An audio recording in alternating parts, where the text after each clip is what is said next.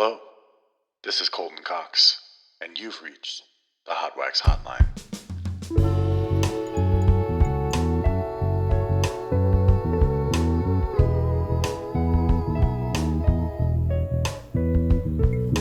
Hot Wax Hotline. Hot Wax Hotline.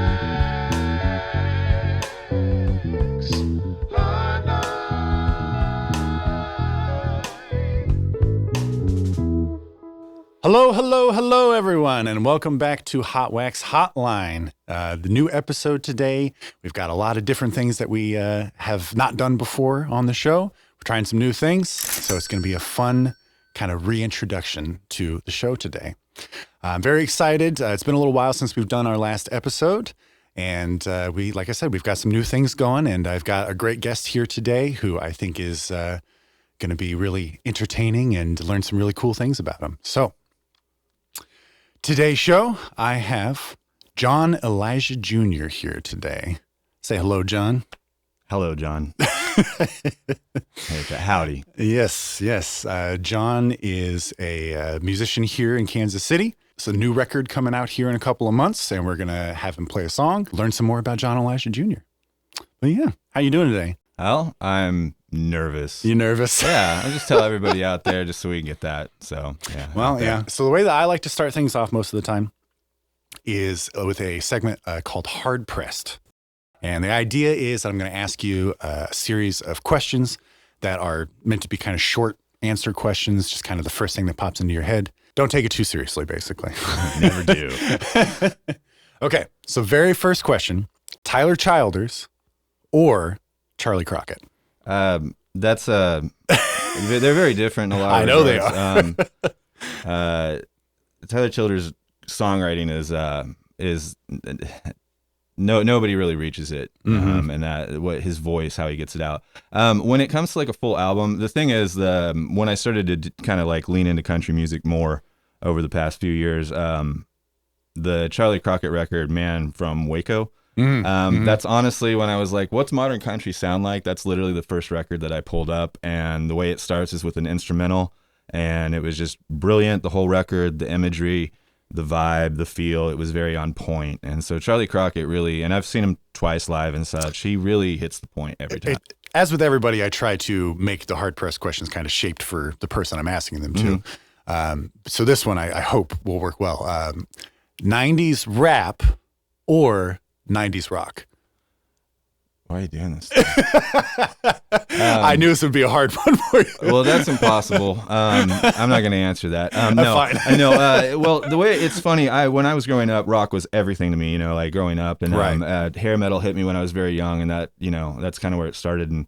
But when it comes to, were you like Van Halen hair metal, or what was the? Well, Van Halen was kind of like that. That was the good ones. I know I was into Poison and Def Leppard. Yeah. So, cool kid. But I was also 7. It's okay. I'm more influenced by 90s rock and everything, but the soundtrack of my youth was definitely 90s rap. Yeah. And so that's a tough one. I can't really answer. I'll just say rock because that's the most influential, and that's. Yeah. So I asked you about some newer country people. I've got a little older country. And I honestly, I don't know if you listen to either of these people, but I assume you've at least heard them. George Strait or Alan Jackson? George Strait. Yeah, I thought so. That's I'll keep this one quicker. Alan Jackson, I just did not hear much when I was a kid and whatnot. But George Strait, when I listened to George Strait is one of the 3 artists: Patsy Cline, George Strait, Randy Travis. When I was a kid, that's what I heard. That's the CDs we had. That's what I listened to when I listened to country. Would you rather improvise a guitar solo or improvise your lyrics / vocals on stage?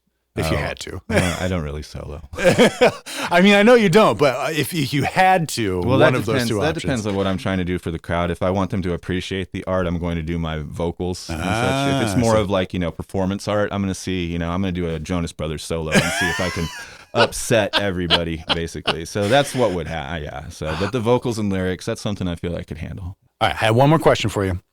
Clint Eastwood cowboy movies versus John Wayne cowboy movies.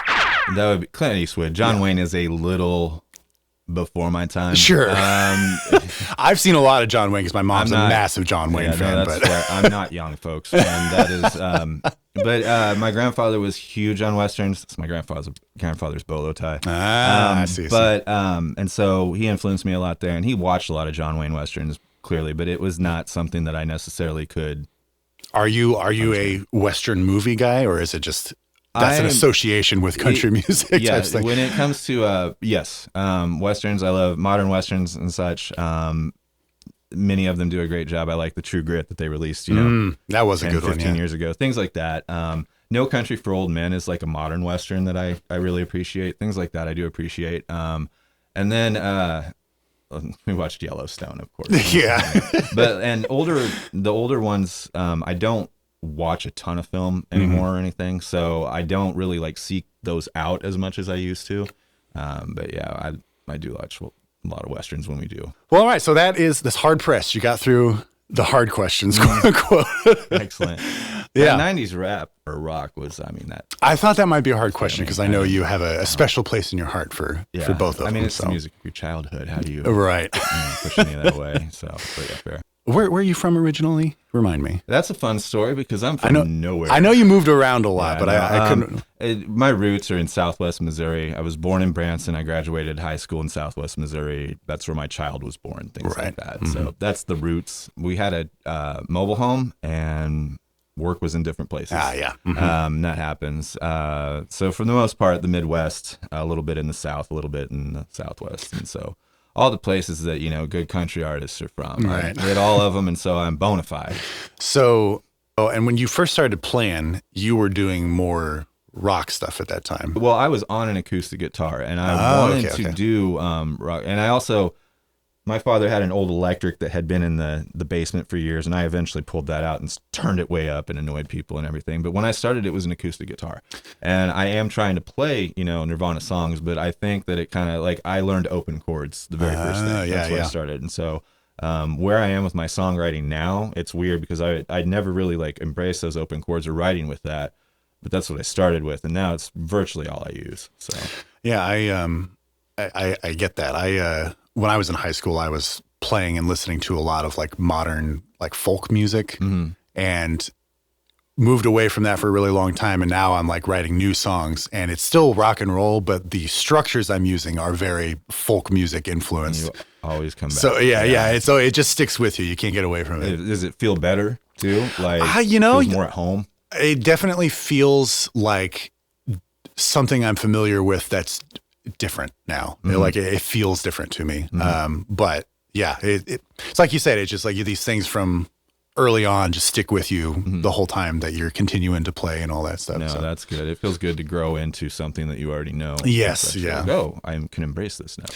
So you started playing out rock music, and I know that you've told me you've played in like a few different groups. You've had like full band, and then you did like a kind of a duo thing with ex-girlfriend, I think is what it was. I've tried a couple different things because I knew I wanted to. It's weird. I'm not fond of necessarily being a performer, sure, or being like looked at and perceived and such. Well, yeah. But when it came to the music, it was something where I was just, what can I do with my basic kind of simple knowledge of this?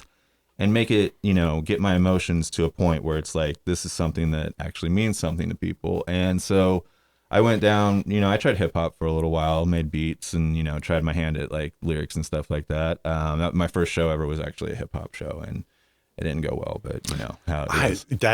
I don't know how the hip hop guys do it, because all that I've seen, it's like backing tracks and then a guy by themselves on stage. Well, I had a friend that was a hype man with me. Oh, yeah. That's the what's key. Important. That's what's key. You have to you have to actually build some sort of like interest, because like just like a guy just standing up there being like like singing. That's been my kind of issue with seeing some of these guys is like the track is fine or whatever, but it's like the energy is just kind of not there because you're one guy on stage with no hype man. Yeah, hype man. But yeah, Flava Flav. That's what he did. It's so funny. I just listened to a Public Enemy record not too long ago, and he very much is the guy that keeps the energy going. The funny thing is, he's probably the most talented person in the group too. He can play all these instruments, more talented. Like he's kind of insane talented. But yeah, back to your question and everything. Like it's something where I did the hip hop. Wasn't really me. Kind of gravitated. I actually wrote Oh Brother, Where Art Thou came out in the early 2000s, and that kind of hit me. I was from an area of the world where I heard that music growing up and everything, but I kind of shunned it, a more Americana type style. And I shunned it because that's my grandpa's music. I don't want to listen to that. And that came out, and I kind of saw how it could embody like modern emotions and such. And so that really helped me. And so I wrote a country song, and my friend was like, a friend of mine was like, well, that's you. That's what you should be doing. And I was like, shut up. Leave me alone. Don't tell me what to do. And so I promptly did not do any more country for probably like 10 or 15 years and try different things. Nothing's really like hit what I want to do, And so country is something where it's kind of just I say it's like a vehicle for me to write songs and get music out. Cause I've tried plenty of times to produce records and whatnot that are more open-ended, and just what I want to do is be able to be an instrumentalist and just make some amazing music. There's an artist that I like called, his name is Austin Cash, does amazing, like ethereal, just like instrumental stuff. But I have to find something that's more, like easier to drive, easier to use and such. And so country music is that for me. Well, and the country having such this strong connection to like traditional folk music and blues music and things like that. That's where the Great American Songbook comes from. So it's country. It makes sense that you can kind of draw upon a very long tradition of songwriting to make new things with, Exactly. So it's definitely great for that purpose. Exactly. And it's something where I didn't really respect it as much when I came into it. Cause I'm like, I can just write, just use C and G and make a song and whatnot. Well, and but but it's bigger than that. I think this is a good little transition into a new segment that we're going to try that I have forewarned you about. So I'm not shocking you with it. But yeah. I have a note card. It's a new segment, and basically we're calling it, the working title that we had was, Now That's What This Bitch Calls Music. This the bitch. So I don't know if we're going to stick with that, but I think what we might go with is, how did it go, Brent? Well, that's what John calls music, or something along those lines. Working title, workshop on the title. But yeah, so basically what we're going to do is we're going to have you list a couple of songs that if you were making a Now That's What I Call Music CD compilation, the choices that you would put on that CD. So I asked you to prepare a couple of songs so you didn't have to, pull everything out of your butt on camera.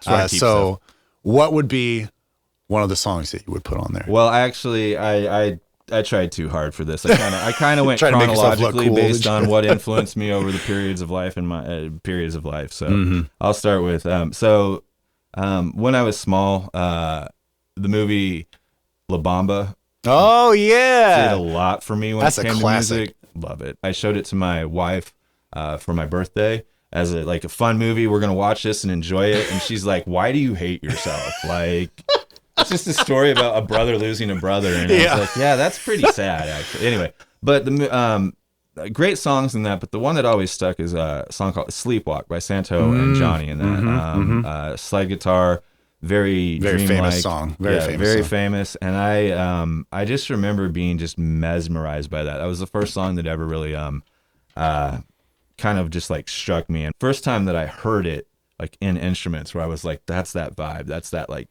feeling, that like that comfort. First track. What about the next one?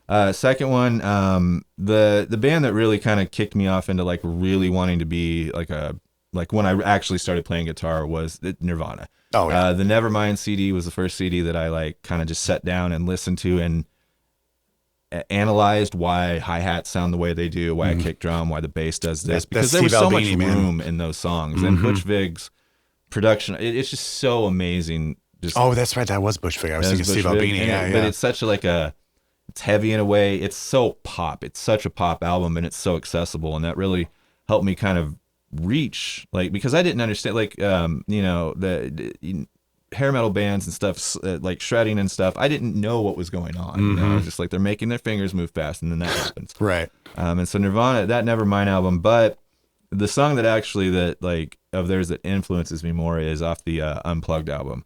Oh, and it's yeah. a song that they didn't even write. It's Plateau, and they have a few songs on there that the Meat Puppets joined them with, and it's a Meat Puppets song, and it's the Meat Puppets songwriting, Nirvana's sound with some of the Meat Puppet sound, and it's just a combination. It's a beautiful song. It's very haunting.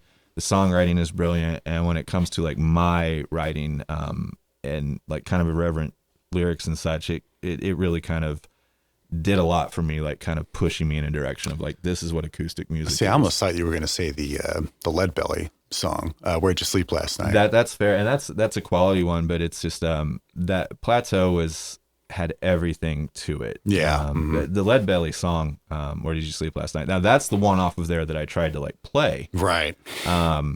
Tried.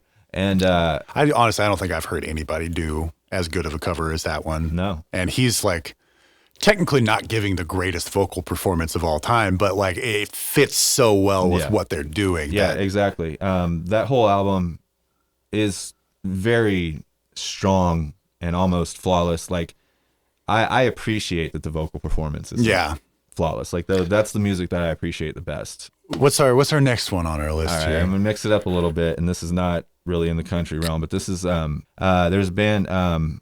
My friend showed me a band, Air, from I wouldn't even have thought of them. Yeah, no, that's fair. Yeah, I tried. There's an album, Moon Safari, classic album and such, but there's a song on it called Sexy Boy, and there's a couple reasons. I love music that trolls people. I love music that trolls hypermasculinity more than anything.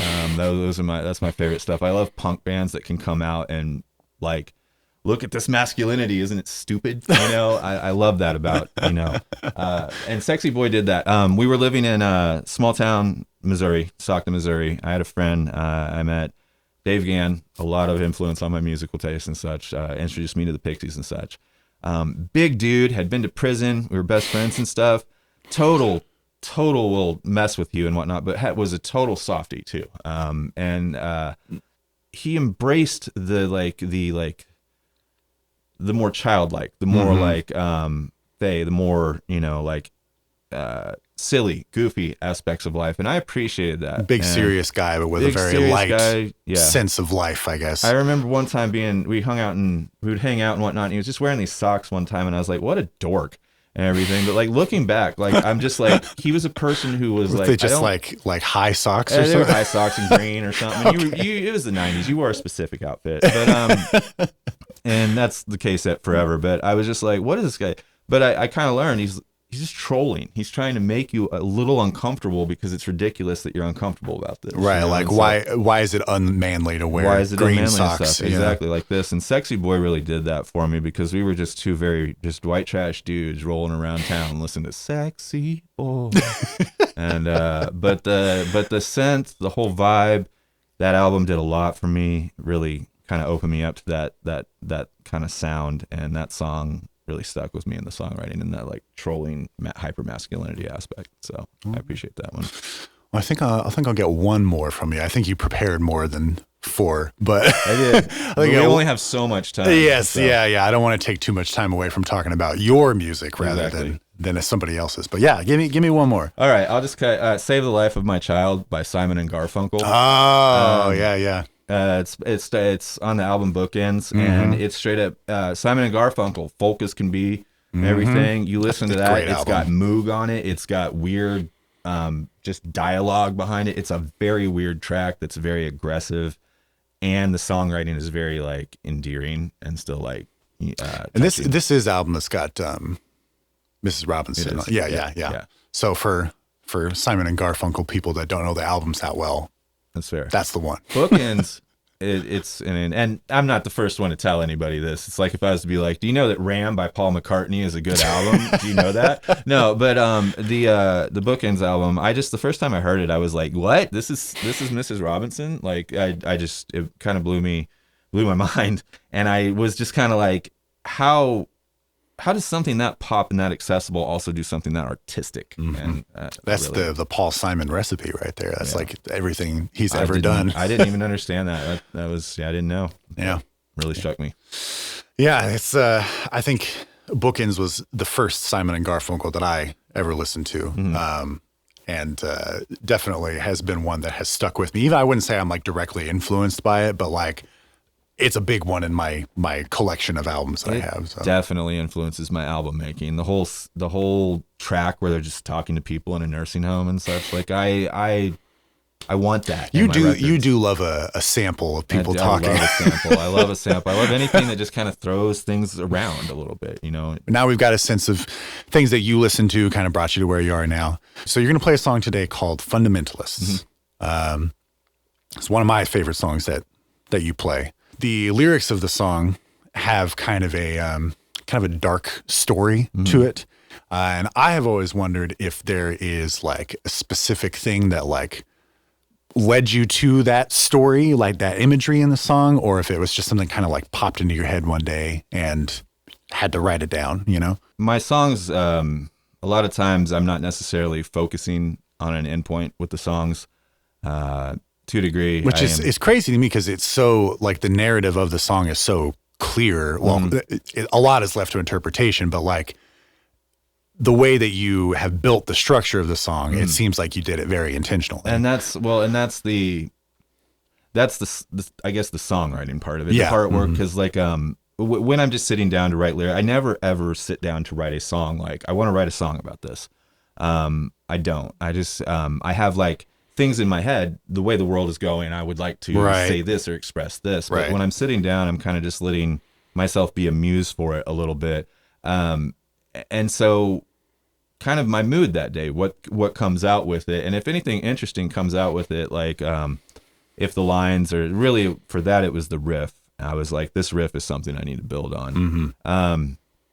But I'm not really considering what to do with it until it reaches a point where it tells me like this is a song you will work on and this is something. Do you get this like is where it needs to go? Do you get like a verse into it and then you like start the next verse and you're like suddenly like, oh, that's what we're doing more here. Of mine is if I get 2 or 3 lines that are equaling something, that's when I'm like, okay, I get something that's workable and then I'm like, what are these saying to me a little bit? And then and then I put together, if it's worth the time, I'll put together like a board of like, you know, imagery, you know, visuals and stuff. How to often kind of do like you, write based off of. How often do you, so the song itself has this story to it, and I don't want to spoil it because we're going to hear the story when you sing it here in a little bit.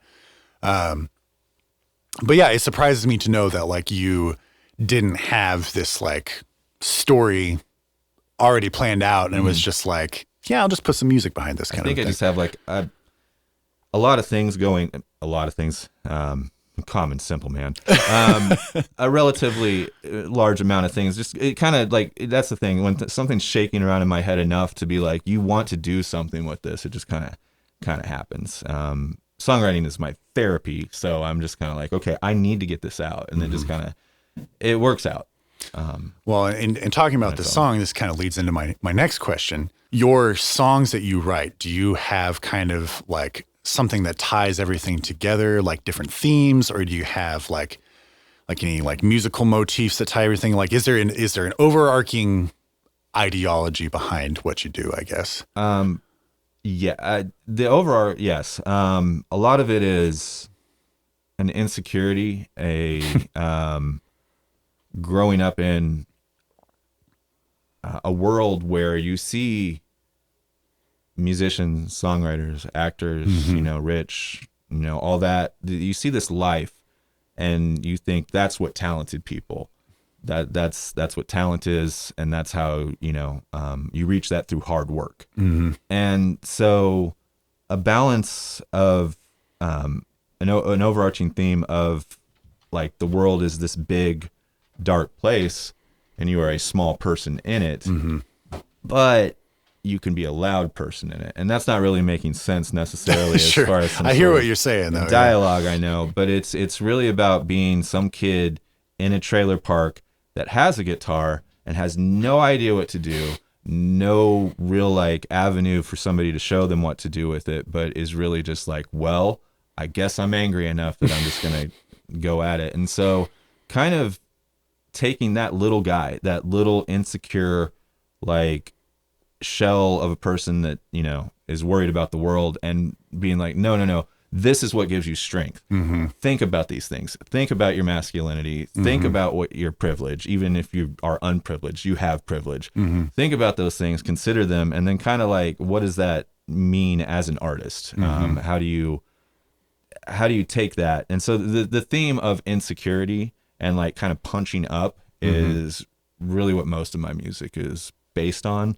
And then it just kind of goes into like, hard work and money and having to, work a job that's tough, or, my family is sick with cancer and can't afford it. It does kind of go into areas where you're like, okay, what inspires this particular song? Kind of the same way that like folk music, Appalachian folk music and stuff like that, the songs were written by people experiencing like these hardships, and like that's why the songs are so like depressing and earthy and kind of dark, because it was dark times, No, yeah. So it kind of a different experience perhaps that you're drawing from, but I can see like the same idea of like, drawing from these dark things that have happened in the past, or, events that have occurred, and writing songs out of it. So like finding the light in the dark is very important. Yeah. So that's what we're always trying to do. Yeah. So it's so crazy that, I feel it's a recurring theme in our conversation, is like you spend so much of your life trying to run away from these things that you kind of define you as a person. Yeah, no, I know that. I don't want anybody. I don't want to work hard for the man. I'm a hard worker, Yeah. Like, it's a ridiculous dichotomy that we kind of deal with. And being, somebody who is like trying to give an air of authenticity, trying to be genuine, trying to actually express my real self. It can be ugly sometimes, and that's something where I like to embrace that like kind of like that gritty, and we were sad here because things were difficult, but it wasn't like we were still able to like kind of sing through it and everything. So I think that's what the Appalachian, that's what that kind of bluegrass music did. It was like, hey, things are awful, but we're drunk and loud right now. So in relation to the rest of the songs on your EP that you're putting out, which, first of all, what's the name of the EP that you're going to put out? The EP is named Howdy. Yes, Howdy. It is fittingly John's introduction to the music world. Yes, so my introduction in that regard. In relation to the rest of it, is Fundamentalists like kind of an indicator for how the rest of the songs are on the CD? Like, is it all dark and moody, or is there other things happening? And I don't know if I've written a cheerful song in my life. You've got some that are at least cheerful in spirit. They have major chords. Yeah, they have major chords. For this record. So there are 3 Friday the 13th this coming up year. I would like to release an album on each of those. Yeah. February, March, and November. I've got Howdy, Dowdy, Rowdy. It's trying for a triumvirate, like a little trio or a trilogy type deal. But those records will all be different. Yeah. And the way I am kind of putting them together is, yes, Howdy, Fundamentalists will be indicative of how Howdy sounds for the most part. There's still a little bit. I've got a little bit of that. I've got a little bit of sexy boy in there, but it's for the most part, it's more of my like more recent country influence and stuff. And I'd say compared to the other two, that this is the much more kind of like, I don't want to say straightforward country, but it's more country than the other two are. It is. I'm trying to ease you in with a false sense of security. Yeah. And that's exactly what I'm doing. Well, I think, in talking about your influences today, I think it's very clear to see that you have a very wide range of influences that you're trying to find a way to make work together. Shoehorn. Yes. Shoehorn. I mean, I'm the same way. I like folk music. I like funk music. I like rock. I like soul. Like getting everything under one roof is difficult. If I was trying to release a product, everybody would love to make money off of their art.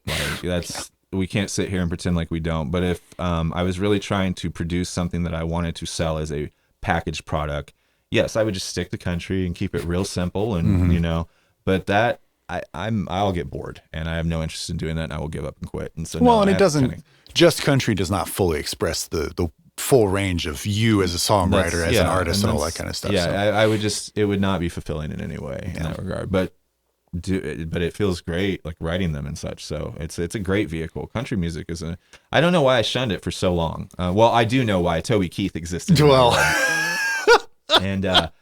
You kind of that whole thing, that post 9/11 country really ruined it for me. But but finding it again, I'm just like, this works. So we my friend Steven Johnson, who's done a lot of my like album artwork and stuff like that. This man loves to do karaoke. It's one of his favorite things in the world. I've told you, I think, a few stories about doing karaoke with him.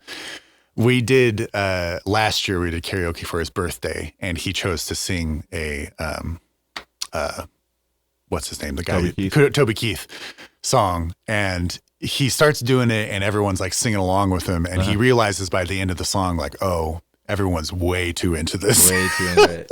Like these are actual Toby Keith fans. Was it Should Have Been a Cowboy? No, I don't remember. That's actually a banger. That's a good song. I don't remember.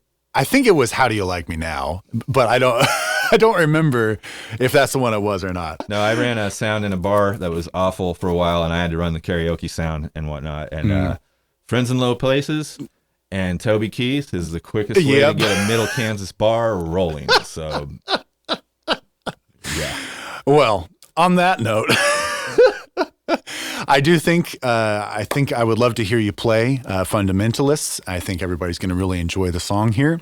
So I'm going to call our interview at an end here and let you play some music. Yeah, happy to have you on here. I'm excited to have everyone hear your music and get your records put out there into the world and just start rocking away. Start doing it.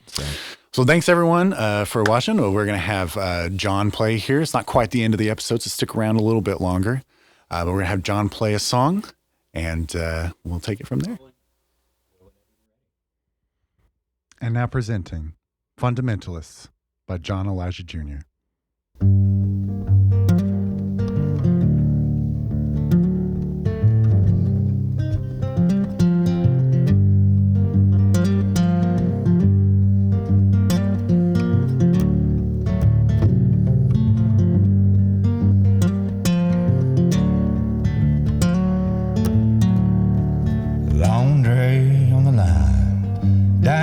In the storm, now wives in the fields, compliments of the war, and this Asian jail. Well, that's a miracle.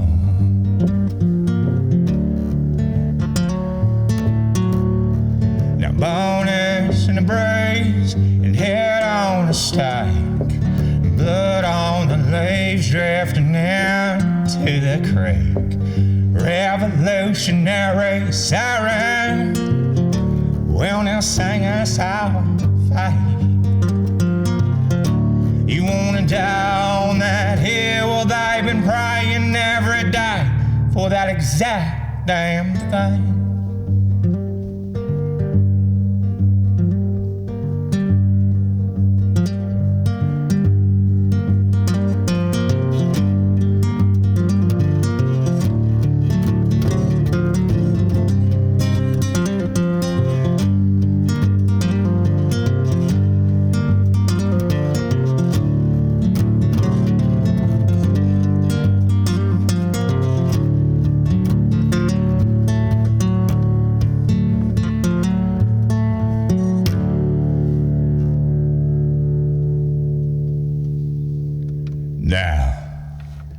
My coward on my feet, running night on a wall. I'm brave at the bottom of a bottle, standing tall. There's something out there better, cross that water, another way. You wanna down that hill, goddamn son, you're in luck. So do we.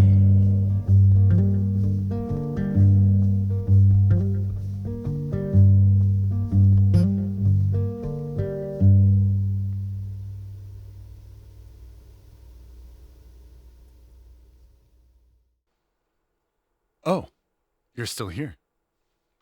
Well, thanks for listening. Make sure to like and subscribe, leave a comment, follow me on Instagram or Facebook, any of those things. Enjoy yourselves. Have a good one.